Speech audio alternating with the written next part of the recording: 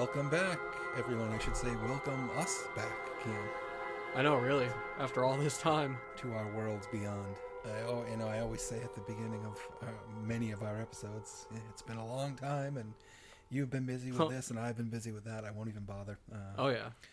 It's just been Yeah, too much to even explain at this point. lots of stuff going on, so just we have not found any time to record. But here we are. We're back, and happy to be speaking. Plenty to talk about. Plenty to talk about. Why don't we pick up where we left off? We did the opening 3 episodes of Agatha, so why don't we start off just by covering off on the rest of Agatha All Along. I went back and watched the entire series again just because it had been a little while and I was a little bit behind. And after kind of seeing where the series went in the later episodes, I thought the first 2 episodes, which didn't like super blow me away the first time I had seen them, they worked a lot better for me the second time. So I will say that I did. I still think they spent a little bit too much time in the fake cop drama, and I felt like that didn't really come back in any significant capacity in the later episodes. Maybe a little bit, but I thought the end of the series, with the exception of maybe the last episode, which I thought was a little strange and out of left field, I thought the rest of the series was great. I love the development of Billy Maximoff, I guess, or whatever the alternative's last name there was. I thought they did a really good job. I don't know a ton about his character in the comics, but it seemed like they did it was a really interesting kind of interpretation and portrayal of like a body swap kind of thing. So that I thought was done very well. And I thought just the whole series concluded in a surprisingly satisfying way, given how some of the other series have fallen off in the last half. That's for sure. Yeah, I really enjoyed it.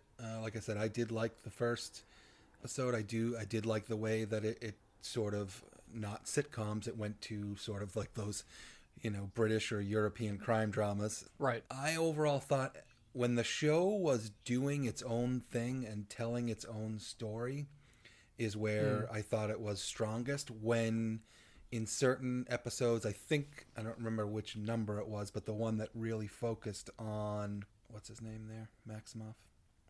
He's not Billy. Billy, I guess. Is he Billy or is he William? the other one? No, I think Billy is Wanda's son and William is the other alternative kid there. Yeah, okay. Billy Max. William Kaplan, I guess. Oh, William Kaplan. Although they're both Billy in the comics. They're both Billy. Who are they looking Billy for Kaplan. now? Who's the brother that they're looking for? Tommy, I guess. Tommy. Okay, I couldn't one. remember which one was Tommy and which one was Billy. But okay, yeah. Mm-hmm. So the episode where they really focused on him. So what I'm trying to say is the episodes where it was this new show telling its own story, carrying on the character of Agatha and getting deeper into her background, I thought is where it was strongest. Where they were trying to put the connective tissue in place back to WandaVision and back to where this might be going with Wanda, I think that was a little clunkier. I guess I just thought you're like, okay, now we're back in the MCU, and it felt like some of those. It reminded me of times on Agents of S.H.I.E.L.D. when they were trying to tie it into what was going on in Winter Soldier or whatever the case was. So there was a little of that clunkiness. But other than that, and then again, the final resolution I thought was great, and the revelation of her, and spoiler alert, she, created the Witch's Road, and it was all just her way of carrying on her, terrorizing all the other witches and stealing their power. That was great. I thought her battle with Aubrey Plaza's character was good. That was a good superhero battle. Like battle finale. And when Billy comes in his whole regalia and starts to use some of his powers, I thought that was really good.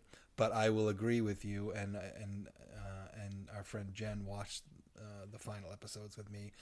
Once we knew that Agatha created the Witch's Road and it was just one of her tricks, when we got the whole final episode, which was that all the backstory of her son being born and not being able to stay with her for very long for whatever reason Mm-hmm. that wasn't totally clear.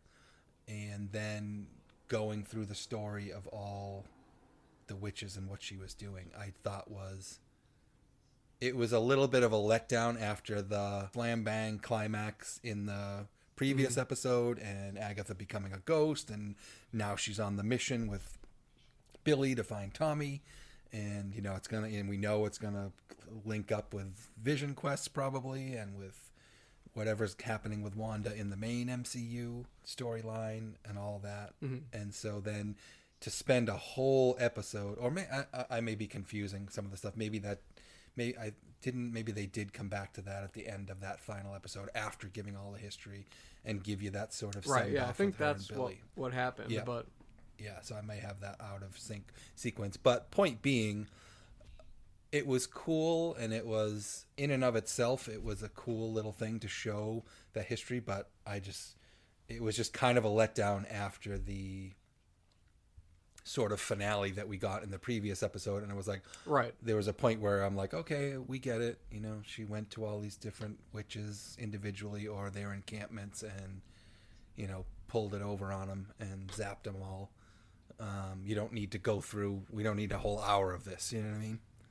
Right, yeah, no, it felt like it could have either been earlier or just not as long. It almost felt like they wanted to not, because everyone's big criticism of the MCU is that it always ends up devolving into just a big CGI slam boom action fest, which I tend to enjoy more than not. But it almost felt like they were like, oh, we can't do it because everyone complains about the big action scene at the end, so we have to add that. That's what felt weird. It was 9 episodes instead of 8, which it seems like some shows are doing, but it felt like they just tacked that episode on at the end, and there was some interesting revelations and obviously almost a tease to the future. I don't know if it's a season 2 necessarily, but yeah, like you said, it's probably going to tie into a whole bunch of upcoming MCU things. So, but it did feel a little almost like artificial or just like unnecessary, because it felt like that 8th episode was a good wrap up for everything, and the 9th was almost supplementary with the exception of a few like revelations here and there. But overall, I don't think it was a bad episode by any means. I still enjoyed it, and I think it added to the series altogether, but it felt a little like meandering and like, okay, why are we doing this right now after the big finale? So that was a little bit strange. But you mentioned Aubrey Plaza. I did want to say it was great to see her playing an actual like character. Like obviously she brought her trademark kind of like dry snark humor to it, but it seems like in so many properties she's just kind of like a normal, just playing herself in a normal environment, whether it be Parks and Rec or any of the kind of movies she does. So it was cool to see her actually embody like this ancient death character who's actually a pretty major character in the comics. It was interesting that they brought her out for this kind of small side quest, but I thought she did overall a great job. Definitely. I think, she did a great job. He did a great job. So I think we probably talked about the actors and performances. They were all solid, but I thought I would say they were all solid. The only three that I thought the 3 principals were sparkling, and everyone else was fine, but I don't, didn't necessarily stand out to me one way or the other. I was surprised how great some of the horror imagery was. There was a lot of great, like this really felt, along with Werewolf by Night, felt like a proper horror piece as opposed to just like an MCU project with, I mean, obviously there was plenty of MCU elements to it, but in particular that scene where they like exorcise the curse demon from the singer's daughter there, that like the demon looked so cool, and the way they shot it was wicked cool, and it seemed like they were doing different almost different genres of horror for each episode in some ways. And so you had a more, the other episode I thought was cool was where you realized that one older witch lady was like experiencing, I need to watch it again because I didn't quite even understand it, but like experiencing time out of order or something, and it seemed like that was more of like a cerebral kind of psychological horror. So I just thought they touched on a bunch of different cool horror tropes. Overall, enthusiastic thumbs up. Hopefully that bodes well for, I don't know what the next series is. Yeah, we're gonna get a whole bunch of movies coming up. Yeah, I'm 3 movies kind of this looking year. forward. I was like, wow. I'm looking forward to getting back into the theater for an MCU. Although I don't know, I'm kind of I'm cautiously optimistic for Captain America. Although the more I hear about it, the more I'm like, I don't know. Might be Yeah, another disaster waiting to happen.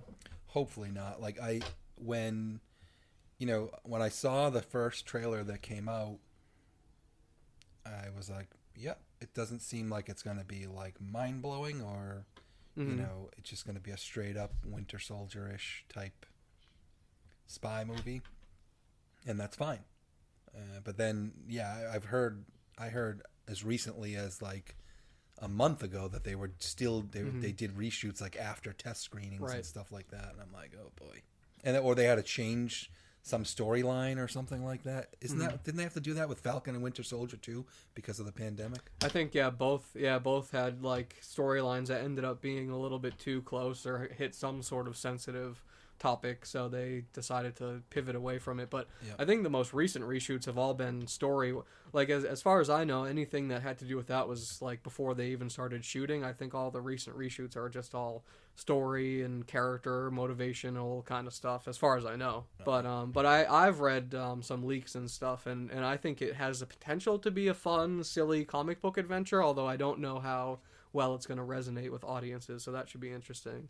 That said, I think everything from Thunderbolts so far looks excellent. Looks super positive. Yeah, I mean, and everybody again, like I go back to Black Widow, and you really think of that movie. If that had been, I I think a lot of people have gone back and got over their expectations or their angst about that movie coming where it did and being Right. sort of an afterthought, and have gone back and said, you know what, this is a really good movie. And I of course always really liked it, but like especially yeah. if you put it if it had actually came out in like 2016 or something like that, I mean that would have been, I think it would have been It probably would have been a lot better, more well received. yeah, absolutely. And where I was going to in that, like Florence Pugh's character is just so strong, and she was so awesome in Hawkeye. Right. Yep. And she can definitely carry it, and she's got some of the best supporting folks, with Sebastian Stan and God, his name escapes me from Stranger Things there as Oh, David Harbour. yeah, David Harbour. Yeah, I mean, so she's got some great folks around her Mm-hmm. to make that what it looks like. When it looks like it's going to be really good. Fantastic Four, I guess, would be next. Yeah, we haven't really seen too much of that yet, but definitely excited for that. Yeah, they're calling it First Steps. It's interesting. Right. Yeah, and I'm curious to see. I have a feeling that might not even be the final title. Yeah, It seems yeah. like they've been kind of changing that and changing a lot of things. Like I know Captain America was called something. I forget what, like New World Order or something like that. Yeah. So be interesting to see. It will be. So lots happening with Marvel. So, what we were thinking is just to, get back out here and speak to you all. We just wanted to do a little bit of a kind of a round robin, finish up on Agatha, but turning our attention elsewhere. What about Arcane, the Netflix show? Yeah, I've been rewatching the first season and just started. I'm about halfway through the second season now, and that honestly is probably just one of my favorite things to have come out in the past, I don't know, 10 years. I just think it's so well done. The animation and visuals are incredible, but the writing is just so pristine and so tight. I will say I don't think the second season has been as strong, although the first season, it just like all the emotional beats hit super hard. And it has all my favorite fantasy tropes in it, from like street kids growing up and stealing and having to find their own way on the street, and two sisters or two siblings who are super close but end up becoming, one goes one path, one goes the other way. I love all that stuff, and it's just great because the video game it's based on, League of Legends, is like one I can't stand it. I played it a whole bunch in high school, but it's a total, there's no story to it. So when they first announced this show, I was like, really? League of Legends is just a game where all these goofy characters like fight against each other for an hour and then it's over. It's like a multiplayer game. You work with people. The community is really toxic, so everyone hates you if you screw up. So I quit, and I was like, they're gonna make a game or a movie or a TV show, excuse me, where these goofy characters just like I knew there was some lore backstory, but then just for them to come out and make this like super serious drama, adult action fantasy piece. And there are little references here and there to the games from what I can, or to the game. It's only one game that I can see. I'm not super familiar with it. I haven't played it in a while, but it just the writing is so good. The character work is incredible. The voice work, I think Ella Purnell does such a great job as Jinx. Yeah. And yeah, the animation is just super cool. Great music. I just can't say enough about it. And it's super. I like that it's like really tragic too. Like they're at least, and I don't know. I think you said you finished this this final season. I think it's only going to be 2 seasons, but I hope that this ends in that same kind of like tragic but like glimmer of hope kind of way that the first season did. Just because it's just so sophisticated and well done. Yeah. Agree with pretty much everything you're saying. I remember starting it and being skeptical of it, even through the first episode, and then it kind of sucked me in. Right, first couple episodes are kind of like they're good, but you're like, okay, I think I've seen this before. Yeah. But then, right, exactly. Yeah, totally drew me in, and I was like, wow, this is one of the greatest things. And you hit it on the head. The emotional beats, like hit of the tragedy and the relationship between Vi and Jinx and all the various intertwinings of characters hit so well. I would say I have finished the second season. I loved it, and I would say that it didn't hit quite as hard as the first season did, and I think that's where I said, well, this is awesome, but it's not like I remember just being like moved, by some of the beats in the first season, and so I think this season didn't quite reach those highest highs, but it's excellent, and it gets more into the lore of the world and the hex tech and everything else, and so it delves further into that as the story goes on, and less and doesn't stay as tightly with Vi and Jinx and their whole storyline. It jumps around to more. And I think you also made a comment, I can't remember, probably on text or something, that like this season seems more of, whereas the first season seemed like there was a few episodes, Act 1, Act 2, Act 3, and this one just seems like more of a, I forget whether it's 6 or 8 episodes, I think it's 8, like an 8 episode just grand finale to what happened last season and wrapping up all the threads. And maybe that's because we were thrilled to hear that it was given a second season, but it was only given a second season.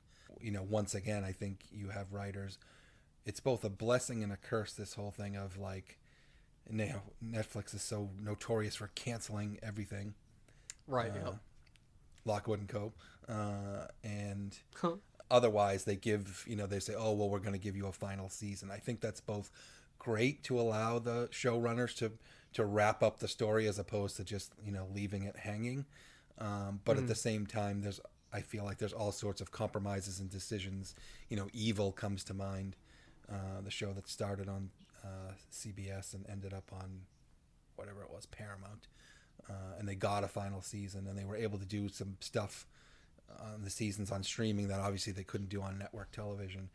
But still, the wrap up, it felt like, okay, we're wrapping this up, you know what I mean, as opposed to feeling like a full season, I guess is the long way of saying. No, I think that's a good point. I think as far as I know, I want to say they were only ever planning on 1 season, because like if the game is basically like you choose a character, and some of those characters are like Jace, Jinx, Vi, and it's just a bunch of goofy characters. Heimerdinger, I never would have thought to put him in a serious like movie, but he's just like some goofy inventor that sets up turrets that shoot the other player. So it's like I knew that and I don't quite know where the second season ends. So, but the end game had to be some form of war between all these characters, because that's what the game is. It's just all these characters fighting each other. So the first season ended with Jinx kind of starting that war, and so I was kind of like, okay, that's it. That's lead up. That's kind of the prequel to League of Legends where they fight each other. And this, to me, so far seems like this might be almost an quote unquote like adaptation of the games where now they're in that war and they're fighting. But I'm curious to see where it ends up. If it ends up truly a prequel to the game and they're still going to be fighting by the end, or if this is a true like kind of telling the full story of League of Legends from beginning to end, and then kind of leaving it there. So obviously I wish I could have finished it before we recorded, but I'm curious to see where it goes. But like that first season could have stood alone. So yeah, no, it feels like they're just kind of like paying off a whole bunch of stuff that they weren't sure if they were going to be able to in this season. Whether that be Vi and Kate's relationship, or Jinx and Kate, or Jinx and Vi actually getting to fight and try to work stuff out in their own way. So I just think it's been great so far, just as a finale. Although, yeah, no, it's not quite as tightly written and constructed as the first season is. Yeah, curious what your thoughts are when you get to the end. We will definitely circle back. Yeah, definitely circle back on that, and I'll definitely text you once I get done. Shouldn't take me too much longer. Speaking of circling back, we didn't get to do our Halloween roundup that we did, and I know for myself and Jen as well, we didn't get to watch as much. We didn't get to. Yeah, well, with how crazy my life has been, I didn't even have a place to watch horror movies for a little bit. Yeah. So at least not older ones. I do. It's good because I'm probably gonna touch on Terrifier, which was one of my favorite Halloween movies, although that's technically a Christmas movie, so kind of appropriate. And then I have a couple others I'd like to touch on, but I'll let you go because you got to a few more than I did. Yeah, and that's the thing, is like I really most enjoy, when we hit a new horror movie that's like really good, and I'm like, wow, this is why I love horror. That's great. I wouldn't say any of the new films we watched this year fell into that category, but what I was getting to is I always loved finding, revisiting some of the classic horror movies that I love, or finding some other classic period horror movies and watching them and saying, wow, yeah, that was really good. We didn't have any time for that this year. Just for an example, I remember when we first started doing spooky season here in the neighborhood here in Plymouth, we started off with the 1950, I'm going to say 56, if that's not exactly the right date, the original Invasion of the Body Snatchers, and I hadn't seen it in 20 years, and Jen had never seen it before, and she was like, wow, that was really, really good. Yeah, that's a good one. And it's always really cool when you watch an older movie like that and it still hits like that. So there was none of those this year. We watched Longlegs. Which was, I forget. I love that. That would have been one that I would have brought up. Yep, we watched Longlegs. Enjoyed it, and I can't remember the director's name, but he did The Black Coat's Daughter, which I found very creepy and wacky, but super hard to follow. And I think you made this comment when we were chatting about this before. This one has a little bit more of a linear kind of plot. But where I thought this one kind of veered off path, if you will, was just like the way it ended. And spoilers for anyone who hasn't seen it but is planning on seeing it. It was good. A lot of the performances were great, but it just people doing the stuff that they were doing, knowing what they knew, especially at the very end of the movie, I just found it does kind of fall apart, and it gets a little overly complex. He was putting the magical balls in the dolls and sending the dolls with the woman to the families and the families with the and it just kind of there wasn't a slightly more interesting or sensical explanation for everything. And I did see it. Yeah, were the balls supernatural, or was he supernatural? Who had the, Yeah, right. And why did he look the way he did? And part of that I like is it kind of gets you thinking, but it did get a little bit, fell apart towards the end. But overall, and I love Nick Cage's performance. He was super creepy and just kind of general atmosphere. And I love any sort of media where it's some investigator going to old abandoned farmhouses and unearthing ancient, not ancient, but like old clues and that sort of thing. So it just hit a lot of different vibes that I liked. So I really enjoyed it. That was probably one of my favorites of the year. Yeah, the thing that just killed me was the cop. The cop knew something was up with her mother, and the cop knew about the balls and the dolls and so like how he would let this woman appear out of nowhere and welcome her into his house and let her give the daughter, it just was like there's no way. So anyway, that just sort of disappointed me at the end, but it was like stylistically, and it had a good creep factor. He has a new movie coming out within the next few months. I was surprised. I guess he shot Longlegs even a couple of years back, I think it was. But the Monkey, it's a Stephen King. I think it's a Stephen King adaptation. Monkey Shines. That seems like it might be a little bit more mainstream. James Wan producing. So I'm interested. I don't think there's been a trailer or anything, but the poster is really good. So very curious to see how that turns out. Cool. Another one we watched was The First Omen. Oh, that's right. I didn't get around to that. And that was interesting. It was a prequel to The Omen, 1976 or 7. Which I love that movie. With Gregory Peck, and it even it ends as that one begins. And and so it sort of tells the story of how it came to be. And overall, enjoyed it. It did do a good job. I think it was trying to make it twisted itself in knots a little bit story wise to try to make the connection and why what was happening. That was a little bit overwrought. I think they could have just if you just told me that the Satanist people have been trying to seed the Antichrist for all this time, and now they finally succeeded, that would have been kind of, I would have been like, fine, that's all we need to know for backstory, Right, yep. But that had some scary parts and some good parts, but overall it just left me kind of like, yeah, it was good. Another one we watched was Oddity. You saw that, right? Oh yeah, that was good. Yeah, I enjoyed that. I enjoyed it. Again, I think the theme of the 3 or 4 horror movies we got to this year was they all had great creepy elements, some good performances, some good ideas and concepts, but all of them, I would say, the endings left me kind of flat. Yep. And same with Oddity. I was just like, I didn't get the whole point of or whatever the heck it was.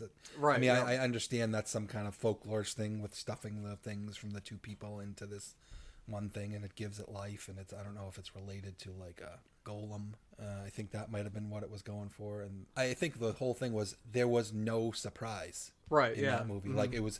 How you got there was interesting and spooky and scary, but like the whole movie, you knew who was the bad guy and who was the good guy, and what she thought they actually did, and it was just kind of like, right, yeah, and I thought the guy, after all he had done, was gonna get more comeuppance, but then he just gets some like random like goofy ghost following him around, and that's it. Really, it's not like you thought he was gonna get like thrown off a bridge or something, but no, just gets to live. But I thought the end was a little bit weak. I think that's kind of the running theme with a lot of horror, unfortunately. I mean, even Stephen King, like his endings tend to be a little weak. I think it's just so easy to build up this great, whether it be a mystery or a cool monster. It's like it's never gonna. And sometimes they build it up too much that you just can't effectively pay it off in any satisfying way. The other one, I'm gonna go to this one next because I don't want to end on a sour note, at least for me, was I Saw the TV Glow. Oh yeah, that was one of my favorites of the year. Yeah, and I know it's not really a straight horror movie; it's more of like, and you know what it reminded me of? I forget. Remember that anthology show several years? I'm going to say a few years ago, but it's probably more than a few. With that. Channel Zero. Yeah, and the Cradle Bay thing. Yep. And there's kind of like alternate realities. That's why I loved. that too, because I love weird, like, analog, forgotten, cursed TV show kind of things. Yeah. So I thought that's where we were going with this, and so I enjoyed the beginning of the first, 30 minutes, and then when I realized that, and I'll just say this for me was a film, because I was just like, huh? Like when we got to the end, like, really? And then, reading about the film, and it's really somebody who was trying to make a statement or illustrate like some social commentary, and using this medium to do it more than it was. And I was just going into it looking for a fun, creepy, weird sort of sci-fi horror mashup, and I know we have varying opinions on, I'm, as I think I've said on this before, I'm like make whatever commentary you want, but it's like story first, character first, and if you can illustrate your point along the way, that's fantastic. But I should be able to watch the movie and enjoy it for what it is. And that movie, I absolutely could not enjoy it just as a like sci-fi horror movie. So I guess that's all I'll say about that one. And the last one we had time to watch, and it's not the 2024 film, is we were going to watch both Smiles, and we got to the first one and didn't get to the second one. Have you seen both of them? Oh yeah, those are two of my. In fact, Smile 1 was my favorite horror movie of 2022, and Smile 2 is my favorite horror movie of this year. Okay. Wow. All right. I'll have to watch Smile 2, because I've heard just random on sports radio shows that I listen to. Sometimes they talk about movies, and a couple of the guys are horror buffs, and they were saying that they're super divided on Smile 2. One guy thought it was better than the first one and awesome, and the other guy thought it was lousy and terrible, but he loved the first one. Huh. Interesting. I don't see how you could not like this one if you didn't like the first one, because it's basically just a rewrite of it, but with bigger stakes and a bigger scale. I enjoyed it. It was creepy. It was fun, and it fooled you several times in terms of what was going on. I would just say that for me, the inevitability of people's fate when they got into this situation, I just found kind of depressing. You know what I mean? Fair enough. And the fact that, once you were in this situation, like the best you could possibly hope for was getting someone to understand that what was happening to you was real.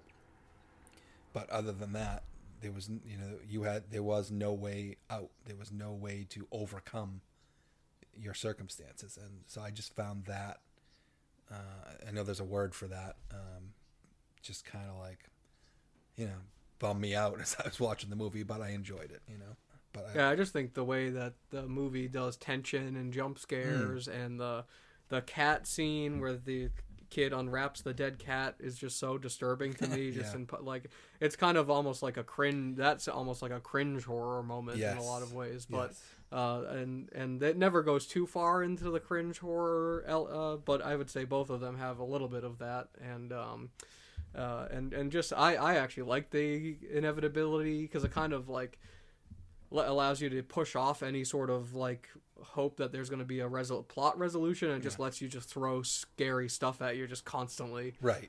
So I like that, and I just think it's just very well done. I will say in Smile 2, the main actress, what's her name? Naomi Scott, I think. Mm-hmm. She started Disney. She's been in a few things. She's fairly well known, but she just delivers an outstanding performance. I think it's worth watching for her alone. And then there's just tons of cool scares and memorable moments. So I really enjoyed it. To me, it's a big crowd pleaser kind of movie. Okay, so is there any difference in tone that I might notice? No, not really. It's the same. It's the same, like hopeless, if not more so, hopeless, and this character, they did kind of a swap, whereas like the first. The main character in the first one was very, you sympathetic, and you liked her. in this one they kind of swapped it, and you kind of realize over the course of the movie that this pop star that they're following is kind of not a very nice person. So it's interesting. Well, they did a good job with it, I thought. Well, that was one of the things in Smile too. Is like I didn't particularly, love any of the characters. Like I didn't sympathize with the doctor so much. Her fiance was a total dick. I know, yeah, he's awful in that movie. And then there was the poor ex-boyfriend who kind of, just gets dragged through the mud even more. But there was just just the bleakness to the whole thing was a little bit of a turn-off for me. But I enjoyed it. Yeah, and that pretty much hits most of the ones I would have talked about. I guess the other big one for me was Terrifier, which is definitely not your kind of movie, but no. I think it deserves a shout out just for historically unseating Joker 2 in its second weekend, and being the top movie at the box office that weekend. And it was just great to see so many people going in to see it. A lot of people had no idea, as I work at a movie theater, so I got to see it for free twice. And going in to the theater was great because everyone was excited and people were, reacting to the movie and screaming and laughing and gagging and everything. And that was super fun. But just seeing the reactions of the people coming out of the movie, I saw plenty of people walking out. It was just a fun experience. And this one, I think, more so than the last two, went out of its way to be, as grotesque and gory and gross as it was, a little bit funnier, a little bit more lighthearted. It's set during Christmas, and there were a bunch of scenes I thought could have been easily lifted from this movie, put into a traditional Christmas movie with no horror elements at all, and they would have worked. Like, there was a lot of, I don't want to call it family comedy, but like that kind of, I can't quite describe it, but they did a really good job with it. Looked very good. They actually got the practical effects artist from, I think, The Passion of the Christ to do all the gore and effects, and so it was the most realistic mutilation I have ever seen on screen before. It was just crazy, and it's just so cool to see a kind of indie horror filmmaker who came from basically nothing, just this guy on Staten Island, kind of rise up. And now, I mean, Clint Howard had a big part in this movie, so I'm sure Ron Howard must be at least aware of it, if not have seen it. Right. Tom Savini had a cameo. I know all the Impractical Jokers, Kevin Smith. They've all become friends with this guy, so it's just, that's what I like most about it. I think is just how great of an indie horror filmmaker story it is. So definitely deserves a mention. But other than that, unfortunately, I didn't get to a whole lot else. Yeah, that's cool. I mean, I want to get into it because and I think probably a lot of people went into that movie that's saying this is going to be the next like Scream, Ghostface, or Freddy Krueger, or whatever else, and they got more than they bargained for. Exactly. But like all the elements that you're talking about, I would love to appreciate, but like I can't do that. Yeah, you can't. It's still not. There still isn't. The story was a little bit more substantial in this one. I think they did a great job, but if you're not into it, then I still wouldn't recommend it. Yeah. Excellent. So I think that'll be a wrap for now. Again, like, we just wanted to get back out here and let you all know we're still alive and kicking, and going to be producing more. Yeah, the next big release that I'm excited for is Nosferatu. Oh yeah, that's already definitely. That's gone out soon. Reviews have already gone out for that. Yeah, it's in like less than 2 weeks, I think, or maybe exactly 2 weeks. But yeah, no, it's getting very positive buzz. I think Chris Stuckman reviewed it. I haven't watched his review, but it seems like it's getting very positive word of mouth, so excited for that. Yeah, no, definitely. I've liked a lot of Egger stuff, and this seems like he's doing more, like, this seems more like straight horror as opposed to some, Right, yeah, exactly, the Lighthouse or whatever the heck that. Yeah, Lighthouse was a little bit more horror, but then he did Northman, which wasn't horror at all, so. But yeah, no, okay, so that's it.